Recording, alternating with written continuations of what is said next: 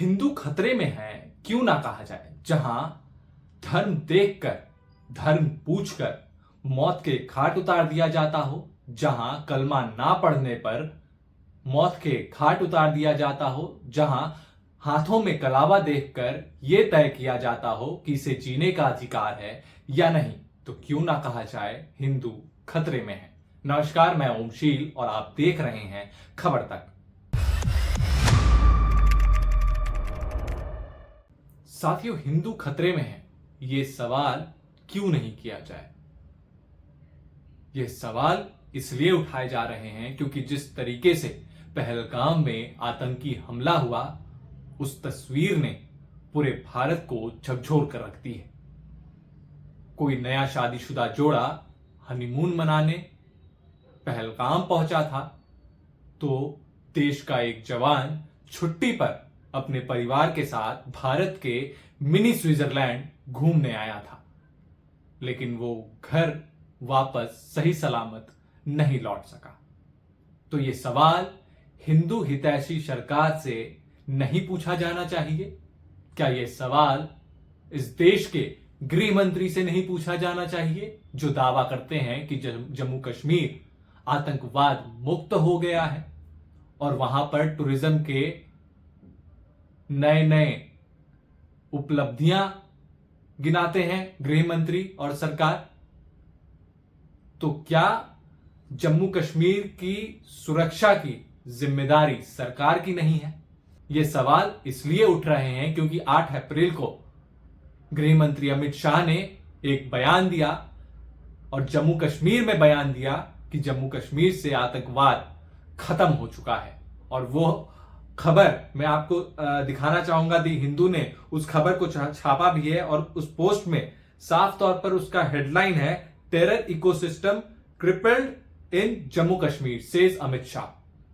तो अमित शाह ने ये बिल्कुल साफ कर दिया कि जम्मू कश्मीर में तो अब आतंकवाद बचा ही नहीं।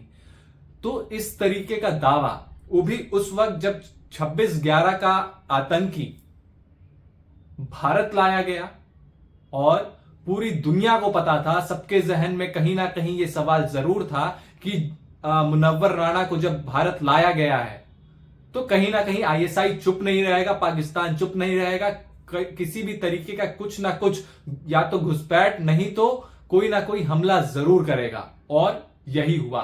तो हमारी इंटेलिजेंस ब्यूरो कहां पर थी? क्या यह मान लिया जाए कि जो सरकार दावा करती है सुरक्षा व्यवस्था को लेकर और टूरिज्म को लेकर और जम्मू कश्मीर में आतंकवाद मुक्त को लेकर कि 370 के बाद आतंकवाद मुक्त जम्मू कश्मीर हो गया है, तो क्या ये सब बातें महज बातें ही हैं?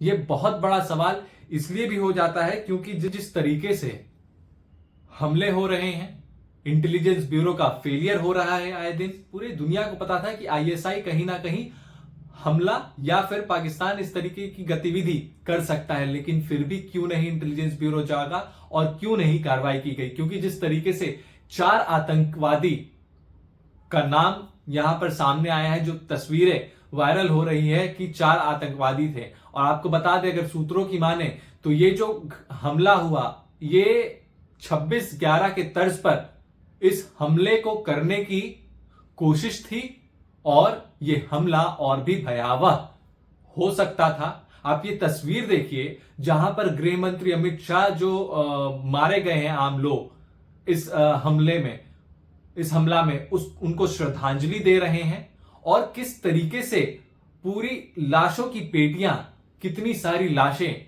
वहां पर आम लोगों की है। आखिर इनको न्याय कब मिलेगा और इसका बदला भारत कब लेगा? भारत के लोग ये उम्मीद कर रहे हैं कि जिस तरीके से पुलवामा का हिसाब एयर स्ट्राइक से लिया गया था, वैसे ही इस हमले का भी बदला लिया जाए और जल्द लिया जाए। खैर, ये बदला कब लिया जाता है और सरकार की अगली नीति क्या कुछ होती है, ये आने वाला वक्त बताएगा। खैर, वीडियो कैसा लगा? वीडियो को लाइक करें, चैनल को सब्सक्राइब करें और कमेंट करना ना भूलें। नमस्कार।